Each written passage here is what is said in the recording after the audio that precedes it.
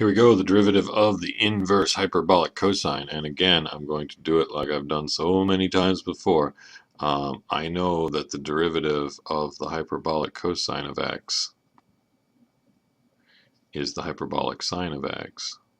And so I'm going to use that information to find the derivative of the inverse function, because the derivative of the inverse function is the reciprocal of the derivative of the function with the other variable plugged in, right?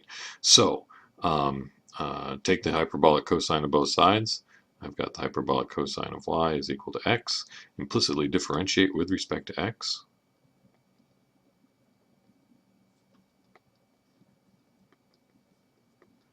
Right, the right-hand side is always nice. It's 1. Left-hand side, you can do it with respect to y first, which would be hyperbolic sine of y, but I don't want the derivative with respect to y. I want it with respect to x, so chain rule says multiply by dy dx. And now solve for dy dx.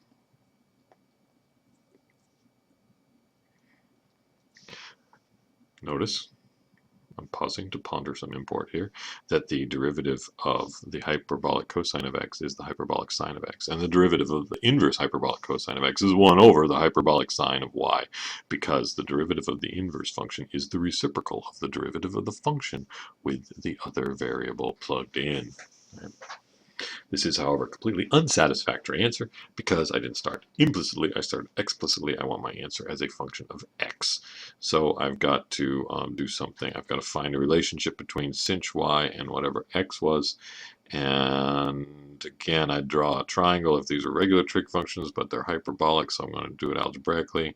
I know that the cosh squared y minus sinh squared y is equal to 1. So if I solve for sinh y, so if I bring this to this side and the 1 over here, I get that sinh squared y is equal to 1 plus, no it isn't, it's equal to cosh squared y minus 1.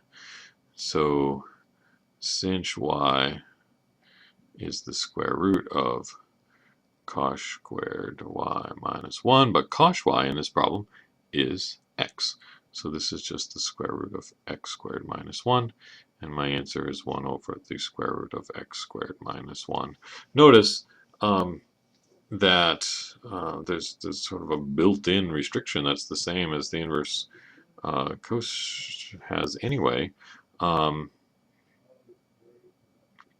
That this under the radical here has got to be a positive number, so x squared has to be bigger than 1.